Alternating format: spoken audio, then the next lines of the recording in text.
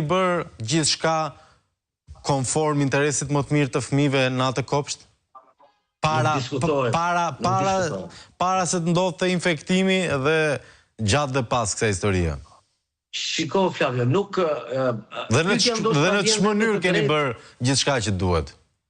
Shiko, pyetja vjen me drejt, nuk diskutohet, por nuk ka asnjë fije të vogël dyshimi që interesi publik, jo vetëm i bashkisë që drejtoj unë, por interesi publik i bashkisë nga 92 deri më sot për periudhën post-komuniste, po flas, është interesi i qytetarëve, i fëmijëve, i pastërtisë, i garantimit të kushteve higjieno-sanitare, absolutisht nga bashkia, jo vetëm nga bashkia ime, por që drejtoj unë, por edhe nga bashkitë administratat e mëparshme, është interesi i fëmijëve dhe interesi që ata fëmijë që frekuentojnë kopshtet apo qendret publike të jenë në kushte sa më të mira higjieno-sanitare dhe këto certifikohen çdo fillim sezoni nga institucionet përkatëse. Nuk është se ne hapim derën diku në një kopsht dhe themi hajde tani mirë se erdhët fëmijë.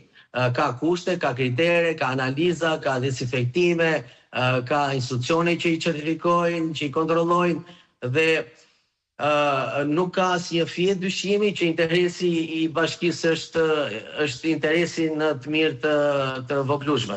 E kuptoj. Megjithatë ju referoheni certifikimit të institucioneve, por duket se ajo kakofonia cilës ju referova pak më herët ka të bëjë midis dy qëndrimeve paksa të kundërta, midis AKU dhe ISHP. AKU thot që janë infektuar nga vezët në kopësht. ISHP thot kundërtën. Ju çfarë informacione dhe qëndrimi keni dhe pse kjo AKU akuzon kopshtin? Institucionet që merren me gjurmimin dhe me hetimin epidemiologjik janë pikërisht të dy institucione që cituat edhe ju.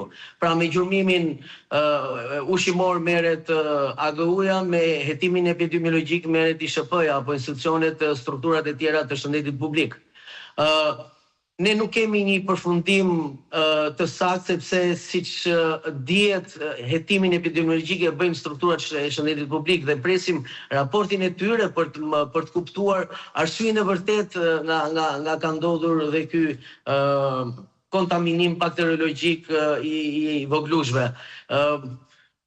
AGU-ja na ka vënë dispozicion një raport paraprak, ka bërë me dije që është bërë kontrolli në fermën prodhuese, ka rezultuar negativ, është bërë në magazin, ka rezultuar negativ, dhe nga një komunikim që pata me drejtuesit i kërkova shpjegime që... Po, diku janë helmuar këta fëmijë, sërse... Po, jo, i kërkova shpjegime që kur thoni është kontaminuar në kopsht, çfarë nuk kuptoni? Po jo, ata presin të dalin dhe ata në një raport përfundimtar, sepse në kopsht është kontaminuar, po si? Kush e ka kontaminuar? Po transporti ka qenë i garantuar? Ka ardhur në kushte të mira transporti ajo veza? A është kontaminuar rrugës në transport apo është kontaminuar në kopsht? Nga kush është kontaminuar në kopsht? Është kontaminuar nga ambienti që është i kontaminuar, gjë që ne e kemi të certifikuar që jo, nuk është i kontaminuar ambienti, sepse ne edhe nga raporti i NJVKSH-s për kushtet higjieno-sanitare është raporti pozitiv, por nëse është kontaminuar nga të jashtëm, nga kush të jashtëm është kontaminuar? A është kontaminuar nga një fëmijë që është prurës i bakterit? A është kontaminuar nga një staf që mund të jetë prurës i bakterit? A është kontaminuar nga ambienti, siç e thash? Pra këto janë pikë pyetje që unë i kam bërë thirrje që ditë e parë. Institucionet përgjegjëse ta hetojnë deri në fund epidemiologjikisht këtë gjë, të nxjerrin përgjegjësit, qoftë AKU-ja, qoftë ISHP-ja dhe të merren masa ndaj tyre. E megjithatë, kaq ditë pas incidentit ku janë helmuar me 10 fëmijë, as ju dhe as një institucion nuk e ka një ide se nga janë helmuar këta fëmijë, nga janë infektuar? Me gjithë respektin, po bashkia nuk... Jo, nuk po them që e keni ju përgjegjësinë, të kuptohemi, se s'ke si i bën hetimet, po një ide flas. Të lutem, po. Tani ne kemi një raport paraprak nga AGU-ja që mbas një gjurmimi thotë që vezët dalin negative këtu dhe këtu, pra në hapin e parë që është prodhimi, hapin dytë magazinimi, dhe kemi dyshime që ka ndodhur në kopsht. Gjë që patjetër unë si drejtues i institucionit kam pyetjet e mia apo pikpyetjet e mia për të thënë që ku, si ka ndodhur dhe kush e kanë kontaminuar. Ndërkohë kemi SHP-n që thotë prit se institucionet përgjithëse jemi ne, që merremi me hetimin epidemiologjik dhe kemi ne raportin tonë për nxjerr. Mbas një hetimi. Laboratorët s'ka asnjëri nga të dy për atë punë po. Për atë punë asnjëri as SHP as AKU s'kan laboratore, se pash dhe i deklaratë që kishin çuke laboratori AKU-s në Elbasan, s'ka si Tiranës laboratori, më i Elbasanit.